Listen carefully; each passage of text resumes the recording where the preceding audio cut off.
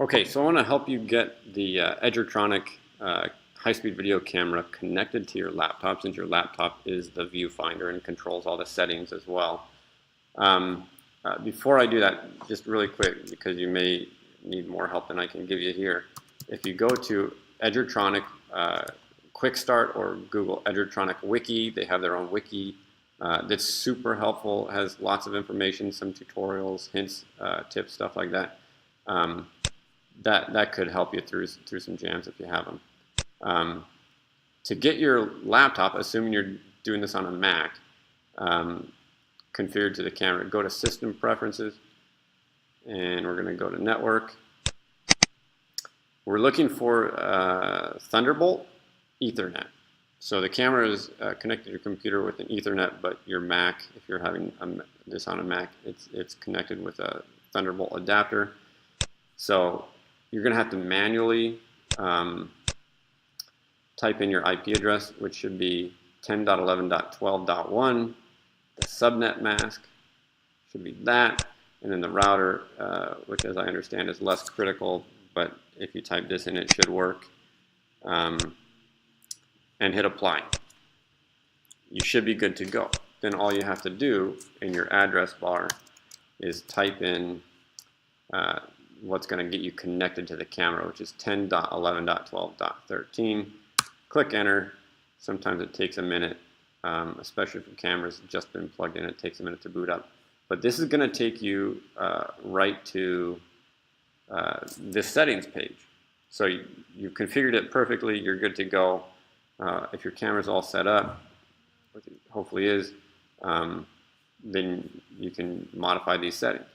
So really quick, the settings, you can adjust ISO, your shutter speed, your frame rate, which sometimes often go hand in hand, and then your resolution.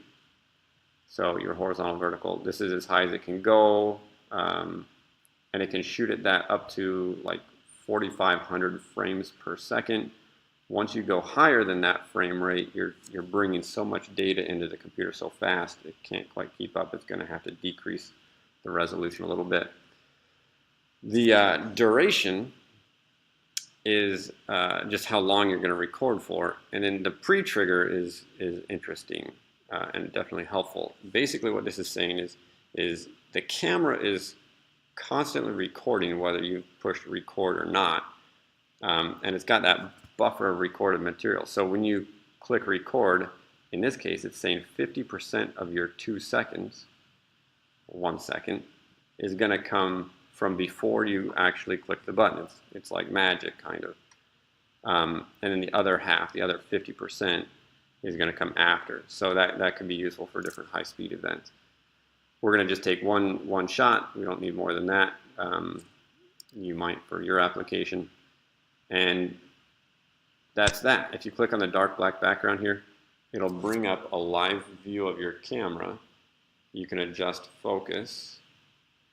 And it's a little bit dark right now because if I go back to my settings, which is the screen I was just on, that's this right here, I'm shooting at a pretty high frame rate and I'm shooting inside. So there's not a lot of light. The big challenge with high-speed video is always getting enough light. So I can drop my shutter speed, my frame rate. Let's see, let's call that 1,000 instead of 2,000, and I'll call this 500. So this says that my shutter speed is going to be 1/1000th of a second, and I'm going to take 500 pictures per second. And that should make it a little bit brighter. It's going to take a second. And there, plenty of light there. I'm going to actually adjust my aperture on the lens here, somewhere in there. Okay. Other buttons up here, so this is my record button right here. If I want to go back and play the last video, that's right here. Going back to my settings is right here. You can look around at the rest of it yourself, but that's pretty much all you need to know to get started.